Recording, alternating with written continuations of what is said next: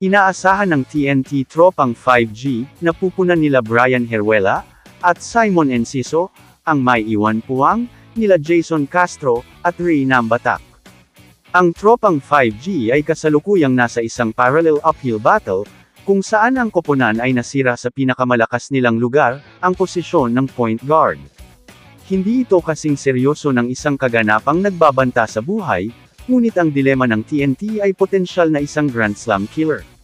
Ang kahalagahan ng playmaking ay pinakamahalaga sa nagpapatuloy na PBA Philippine Cup, kung saan ang mga nangungunang contenders ay lahat ay may mga stellar playmaker, na nagpapalipat-lipat ng bola at nagpapadali sa pinakamahusay na shot, na makukuha sa bawat possession.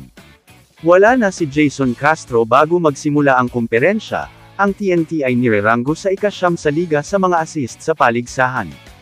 At sa pag-alis ni Ray Nambatak ng hanggang 6 na linggo dahil sa groin strain, ay isang hamon na punan ang iniwan niyang bakante sa pagtitiman sa tropa. Bagamat hindi nagbigay ng mga detalye si Reyes, maaaring maging starter si Brian Heruela, laban sa sumisikat na Rain on Shine ngayong Miyerkules, sa Inaray Center sa Antipolo. Ang 5'10" na si Heruela ay nag-average ng katamtamang puntos sa 5 laro, kung saan siya ay naglog ng average na 14 na minuto mula sa bench.